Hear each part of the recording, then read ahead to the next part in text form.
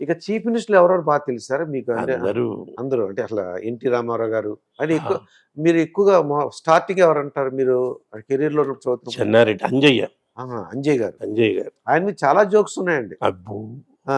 ఎందువల్లంటారు? అంత chief minister ఆయన ఆయన పొరపాటేమైనా ఉందంటారా? లేకపోతే లేదండి. అమాయకత్వం అంటారా? కావాలని అలా చేసేవాడు. ఓకే. అంటే అందరి మనిషిని అని చెప్పటం కోసం. హ్మ్. ఆయన అల్విన్ ఫ్యాక్టరీలో పనిచేశాడు లేబర్‌గా. ఓకే అండి. అక్కడి నుంచి వచ్చాడు. హ్మ్. ఎక్కడ కార్మికుడు, అవును. ఎక్కడ చీఫ్ రాష్ట్ర మినిస్టర్. హ్మ్. ముఖ్యమంత్రి. అందుకని ఎవడైనా గడియారం ఇట్లా వెనక్కి పెట్టేవాడు. హ్మ్. 11కి అని చెప్తే సాయంత్రం 10కి వచ్చేవాడు. ఓకే అండి. ఆ! అన్ని ఫంక్షన్స్‌కి వెళ్ళేవాడు. ఎవ్వడిని కాదనేవాడు కాదు. హ్మ్. వచ్చి రాగానే జోకేసుకునేవాడు ఆయనే. హ్మ్. ఈమె 10 నాది. హ్మ్. నేను పొద్దునొస్తా అన్నాను కాదు అనేవాడు. హ్మ్. అంటే వీళ్ళేం అనకుండా. అవును. అంటే సార్ ఇవాళే వచ్చిండ్రు కదా అంటే ఆ! గది మంచి మాట. చాయ్ తాగిండ్రా? ఓకే. అందరికి టీ తాగిచ్చి 10 అంటే ఉదయం 10 రాత్రి 10 మనకు తెలీదనమాట అది. నేను వచ్చా కదా! ఆ! అది. హ్మ్. అట్లా ఆయన కొన్ని స్కీమ్స్ పెట్టాడు. కార్మికులకు పెట్టాడు. హ్మ్. ఎన్ని జోక్స్ ఉండేవో అవును. అక్కడ. అంటే ఎందువలనండి మాకు ఐడియా లేదు. అసలు ఎందువలనంటారు? ఆయనంత అంటే అమాయకత్వం అమాయకంగా కనపడేవాడు. కానీ నేను ఇంటెలిజెంట్. చెప్తా వినండి. ఒకసారి ఒక గాంధీ హాస్పిటల్‌కెళ్ళాడు ఈయన ముఖ్యమంత్రిగా హ్మ్. చెక్ చేయటానికి. వెళ్తే అక్కడ లేబర్ రూమ్ అని రాసుంది. హ్మ్. ఆయనకి తెలీదా ఓహ్! Labour room jokes. అంటే? ఆ! అరే! ఇక్కడ కూడా లేబర్ రూమ్ ఉందా అన్నట్టు. హ్మ్. అదేంటంటే అది గర్భిణులకి ఫీల్. డెలివరీ చేసే రూమ్ అది. ఆ! ఈయనేం తను లేబర్ మినిస్టరు. ఆ! అందుకని లేబర్‌గా ఉందా అంటాడాయన. అది. అట్లాంటి జోకులేసేవాడు. హ్మ్. నేను స్వయంగా చూసానండి. కొన్ని మీటింగులకెళ్తూ ఉంటే టీవోళ్ళొచ్చిండ్రా? హ్మ్. ఆ! ఆ! అంటే ఇంక రాలేదు సార్ అని. హ్మ్. రాని. ఆ! అప్పుడు వాళ్ళొచ్చిన మొదలెడదాం. తర్వాత మొదలుపెడదామని. హ్మ్. చాలా సందర్భాల్లో మా టీమ్ వెళ్ళేదాకా ఆయన కూర్చొని నేను వెళ్ళిన తర్వాత మొదలుపెట్టాడాయన. ఓకే. అది కేవలం ఆయన అభిమానం. నన్ను చూడంగానే వచ్చినావా షాన్సరు? దా దా. అంటే చీఫ్ మినిస్టర్‌గా అప్పుడు మీకు టచ్‌లో ఉన్నారన్నమాట. ఉండేది. ఉండేది. కానీ అంటే నేనేమి అడుక్కోలేదు. అది. ఆ! అది. ఆ! నేనేమి అడుక్కోలేదు. అంటే అప్పుడు ఆలోచన వేరులే సార్. చూస్తే చాలు ఆ! అనిపించింది కానీ, స్వార్థం అడుక్కోలేదు. గురించి ఎక్కడా ఉపయోగించినట్లు లేవు. అంతెందుకు ఒకసారి అప్పుడు జూబ్లీ హిల్స్ అన్నీ కొండలే. అవునండి. రాళ్ళు. హ్మ్. అక్కడ పద్మాలయ స్టూడియోకిను తర్వాత ఇదిగో అన్నపూర్ణ స్టూడియోస్ అండి. హ్మ్. Ramanaidu studio Ramanaidu studio. హ్మ్. శంకుస్థాపన చేయడానికి ఈయన్ని పిలిచారు. హ్మ్. రాళ్ళు ఈయనతో పాటు మా టీం కూడా వెళ్ళింది. ఈయన ముందు ఆయన ఆయాసపడుతున్నాడు. వెనకాల నేను ఆయాసపడుతున్నాను ఆ! ఎక్కడానికి. హ్మ్. అలా ఎక్కుతూ ఉంటే ఒకచోట ఆగాడు. ఏమయ్యా! ఇక్కడ మీ స్టూడియో కట్టుకోవచ్చు కదా! ఓకే. దూరదర్శన్ స్టూడియో. ఆ! ఆ! అంటే సార్ ఎవ్వరు రారేమో సార్ అన్నాను నేను. హ్మ్. రారంటవా? హ్మ్. చూద్దాం తీ. హ్మ్. సరే.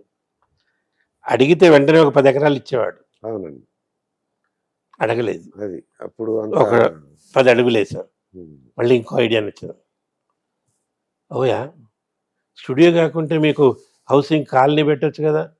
మీరు తీసుకోండి. ఆ! నేనిస్తా. హ్మ్. సార్ ఇది బాగుంది సార్. మేము కలిసి మిమ్మల్ని కలుస్తాం సార్. హ్మ్. ఆయన కలిసే లోపల హ్మ్. ఆయన ప్రభుత్వం మారిపోయింది. అవునండి. చెన్నారెడ్డి గారొచ్చారు. చెన్నారెడ్డి తోటి సరోజిని పుల్లారెడ్డి గారని అవునండి. ఆవిడుండేది. హ్మ్. ఆవిడ మున్సిపల్ అడ్మినిస్ట్రేషన్ అవును. మినిస్టర్. అవును. ఆవిడ నన్ను పురపాలక శాఖ. ఆ! ఆ! నేను కేవలం ఫోను చేశానంతే. హ్మ్. మేడం ఇట్లా కలవాలి, రండి. ఆవిడనుకుంది తను ఇంటర్వ్యూ చేయటానికి అనుకుంది. ఆ! వెళ్ళాం. ఏంటంటే, "మా స్టూడియోకి స్థలం కావాలండి" అని. హ్మ్. అవునా! అందుకా? ఇస్తాను హ్మ్. అని శాంక్షన్ చేసిచ్చింది. ఓకే అండి. అవి రాజకీయాలు అది. రావు. హ్మ్. అంత తేలిగ్గా కావు. అవునండి. హ్మ్. ఒకదానికంటే ఇంకోటి మెలికబెడతారు. అవును. సరే ఎట్లా అయింది. ఆవిడొచ్చింది, చేసింది. పాపం హ్మ్. చేస్తానంది.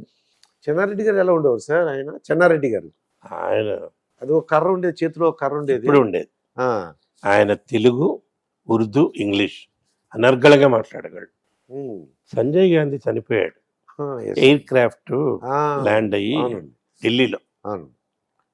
ఆ రోజు ఏదైనా చెప్పమని సందేశం ఇయ్యమని వెళ్ళాం.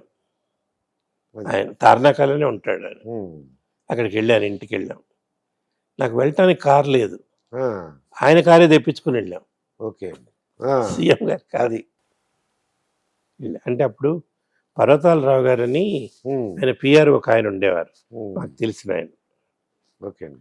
సార్ ఇట్లా కార్ లేదంటే ఆయన పంపిస్తే వెళ్ళాం.